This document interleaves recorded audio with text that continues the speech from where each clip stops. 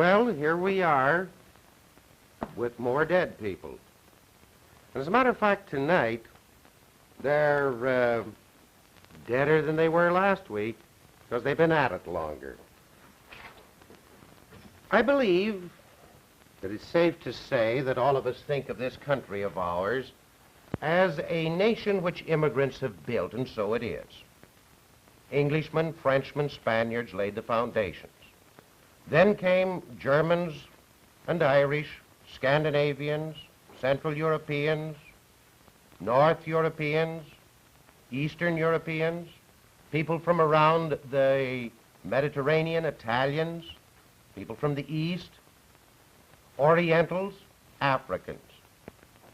And yet, as we run through this long list of immigrants, I doubt if too many of us often stop to think as to who is first in line. Now, that's what we want to talk.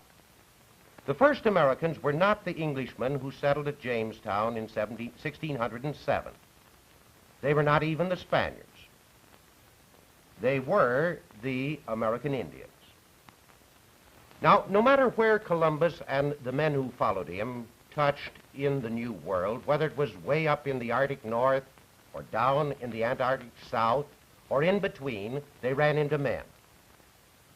Columbus, remember, felt that he had found the East, and he called these people Indians.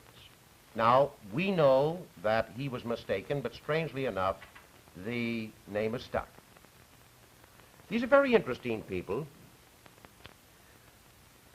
Columbus was a latecomer to the New World. It's a matter of cold historical fact that a good 5 centuries before Columbus arrived, the Vikings working out from Scandinavia, and in particular Leif Erikson, had discovered this New World, or had touched on the North American continent.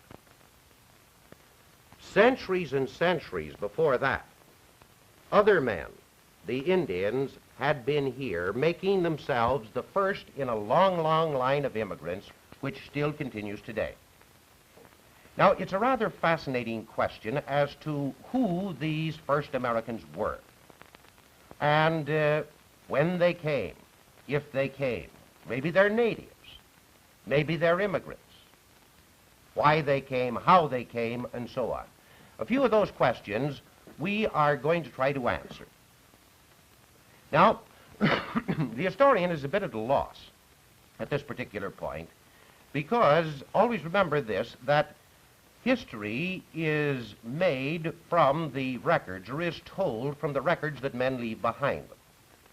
Until there are such records, the historian is offside. The period before that is what is known as prehistoric or prehistory. In this field, he has to have recourse to certain of his fellow scholars. He asks the geologist, for example, and the geologist will furnish him a certain amount of information about the age of the earth. The paleontologist, the paleobotanist will give him information about the early animals, about the flora. The anthropologist makes it his point to study primitive man and to learn as much as he can about this rather fascinating creature. He's a little bit, the anthropologist is cramped in his, in the material available to him, but nevertheless he comes up with some very, very interesting conclusions, and we will, to a very large extent, base our information upon what he has to tell us. There's the archaeologist who digs up the information or the sites of ancient primitive civilizations and tries to reconstruct that life. All of these people give information, and pooling that information, the historian is in a position to say something about prehistory. Now, I'll make one word of caution. What we say here, I think, is sound. It may not always be solid. In other words, in the state of research, such as it finds itself today, these are the majority, the most plausible conclusions. Now, tomorrow, there may be a new find which will upset everything which is said today. We have to leave that way open, and that's one of the reasons why we're going to kind of pepper this discussion tonight with such expressions as probably, possibly, it seems, and so on and so forth. I'm not trying to dodge the issue. I'm just trying to give you the story as it is. We are not absolutely sure. Now, let's go to these questions one after another, and let's start out with who. Who were these people? Oh, there have been a tremendous number of answers given. The early Spaniards were very interested in it, and they came up with a certain number of observations. For example, they brought up as the answer to who one of the stock early answers to such a question. The Indians, they were descendants of the lost tribes of Israel. Nobody accepts that today. Later, some rather fantastic stories, some rather interesting stories for that matter, were developed. There was this supposed continent of Atlantis. And in the course of time, it was overtaken by some sort of a catastrophe. And just before it sank down, just as it was more or less going down, gurgle, gurgle, gurgle, gurgle, you know, and the enterprising Atlantidans jumped in their little boats and made for the west and become the first Americans. The people who loved the Pacific were not to be outdone by the Atlantic group, and they developed the story of the fabulous land of Mu. And it, at a certain time, was the victim of a catastrophe, and the Muians, or the Lemurians, did very much the same thing, and they say they were the first Americans. Now, today, in general, nobody takes those early explanations, and even somewhat late explanations, seriously. Most scholars today are in agreement that the first Americans were Asiatics. Oh, there are differences as you read them. Some of them say that they were Mongoloids. Sort of early, what shall I say, early relatives of the Chinese, the Mongolians of today. Other people say, no, the American Indian is much too diversified a person to be a single racial stock. And they claim to find Negroid elements, even Australoid elements. At any rate, whether we make him a Mongoloid or whether we say that there are other influences that have been brought to bear, it doesn't really, for our part of the story, make a great deal of difference. In all events, he is an Asiatic. Now, whether the mixture with these other elements took place after he got to the Americas, whether a Negroid strain came over to the Americas and then mixed with a Mongoloid strain, that we'll skip. Who is he? He's an Asiatic. Probably, dominantly Mongoloid.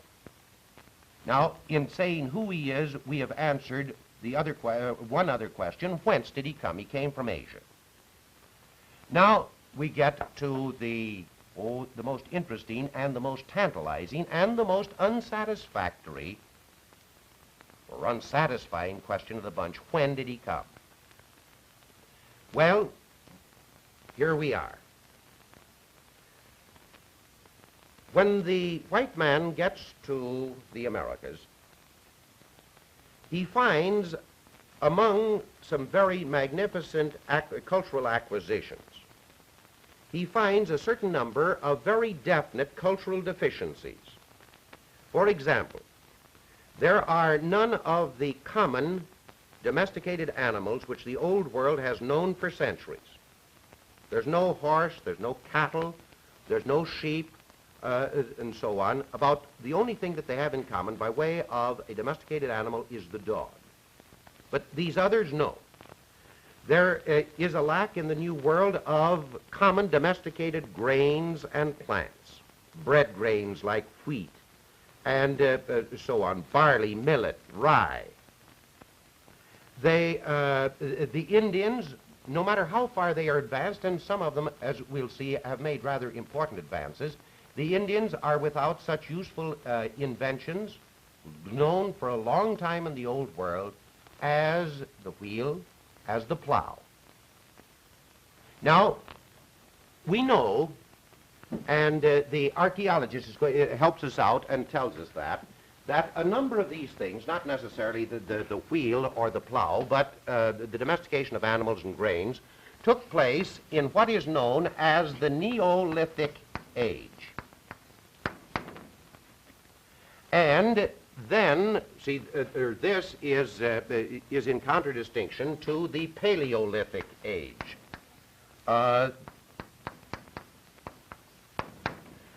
You have here the New Stone Age, the Older Stone Age, and the idea is based, for example, upon an analysis of the instruments that were found.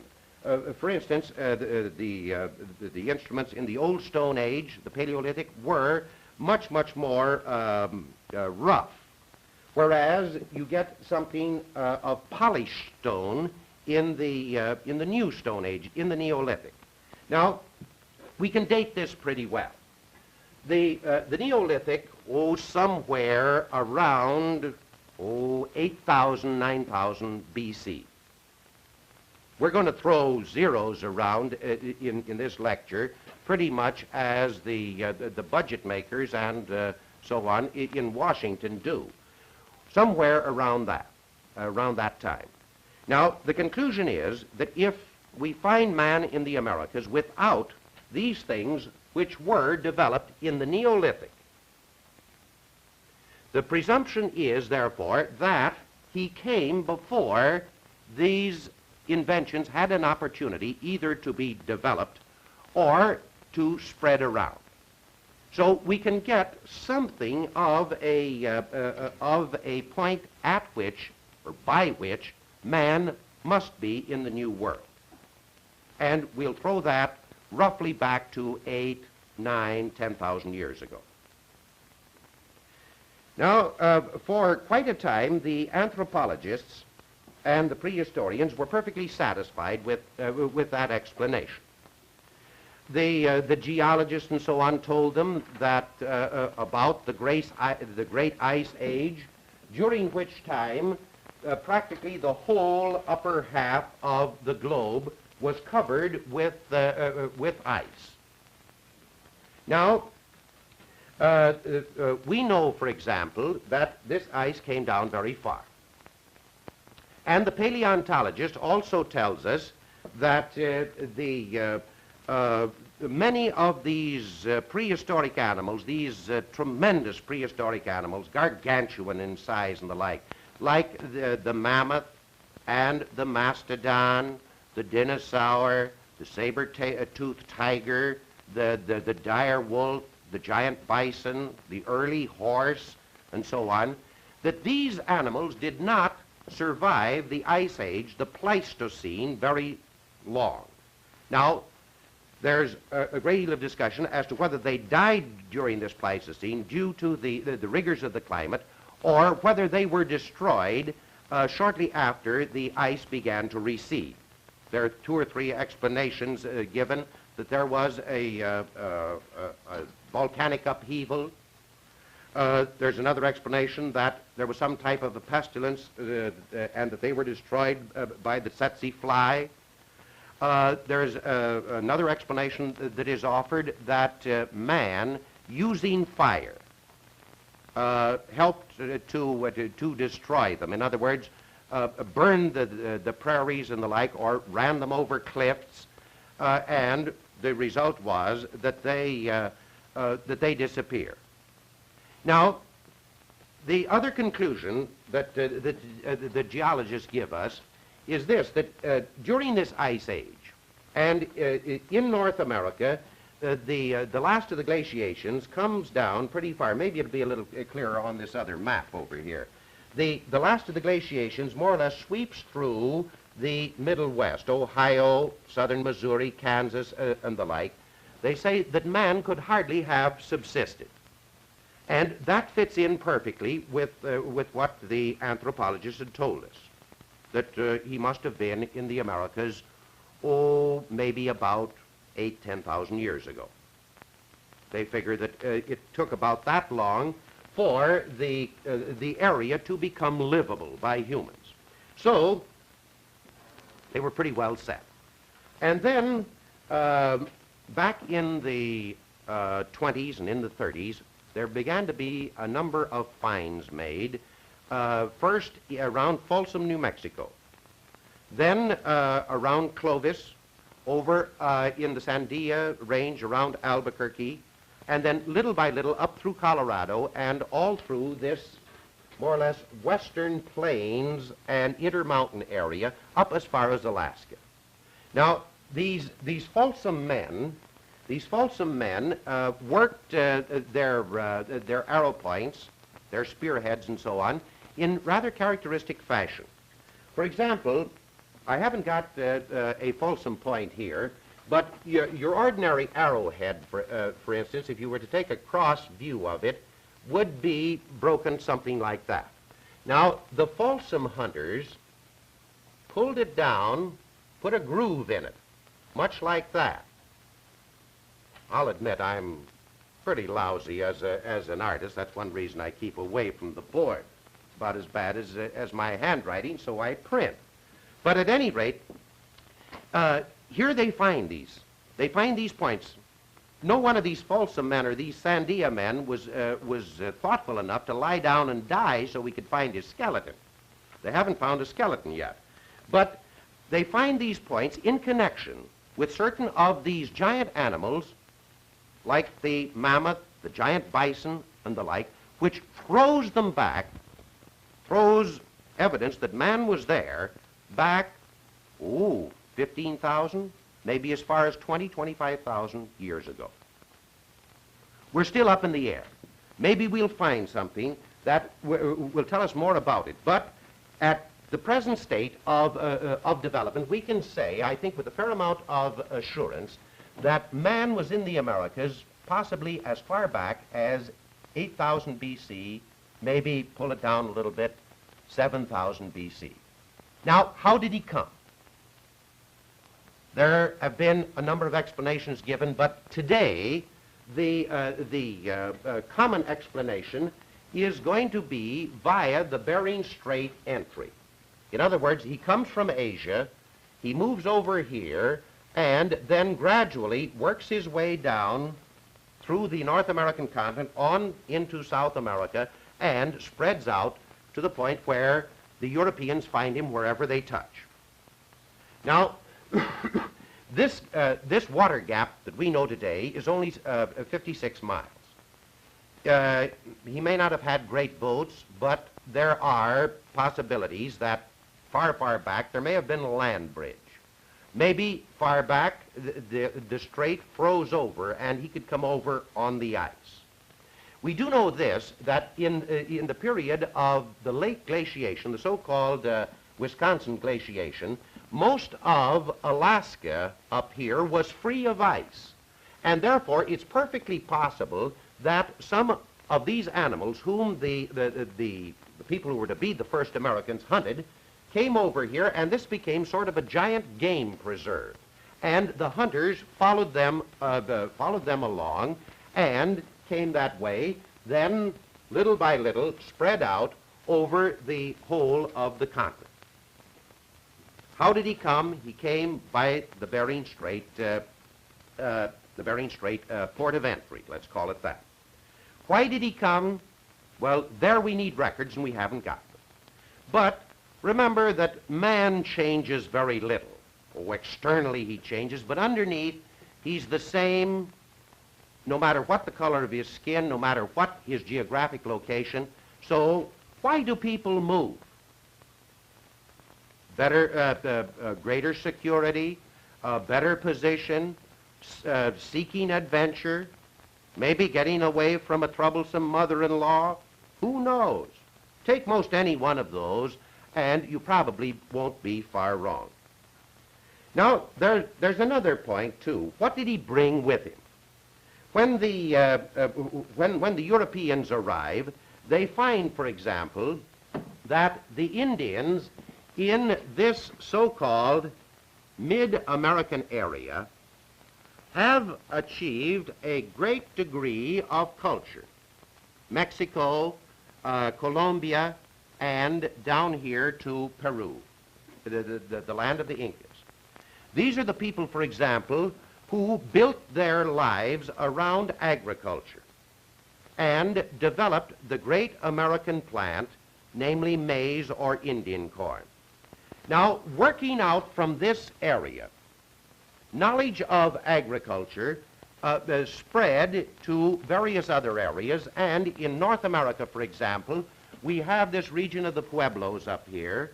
We have a region, the southern woodland over here. Both of these are quite highly advanced tribes. Then there's a region up here, the so-called northern woodland. The Iroquois are among the very important people, the Hurons and the Algonquins and the like. This region down through the middle, the Plains Indians, with whom we are very familiar due to the westerns and the movies and the like. A California Great Basin area over here, and a Fisher area here, and then this whole region up here, which doesn't come in to the American story to any great degree, the Eskimo. Now, this central area, this nuclear area, whose life is to a very large extent built around agriculture and built around particularly corn, cultivated with very crude instruments. This is the region which has a great many contributions to make.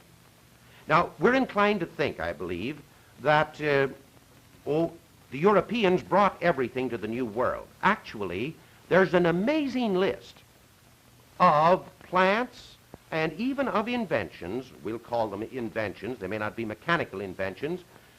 Inventions which the Indians had waiting for the Spaniards and the Portuguese and the other Europeans. If we were to run through this list, you would really be amazed. We've got a few of the things here which the Americas gave to the rest of the world. One of the most important is corn, Indian corn. We're inclined to think, for example, that our old friend here, the Murphy, that's supposed to be the Irish potato. Well, now, did you ever know that the Irishmen got it from the Americans? And even though the Irishmen have more or less put their trademark on it, it's still an American product. The sweet potato.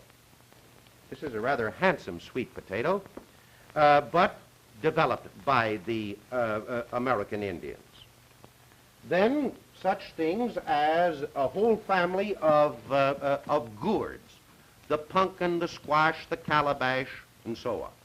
Beans, particularly the red bean, the frijol. Then lima beans and so on and so forth. All of these were waiting for the European as they began to get around.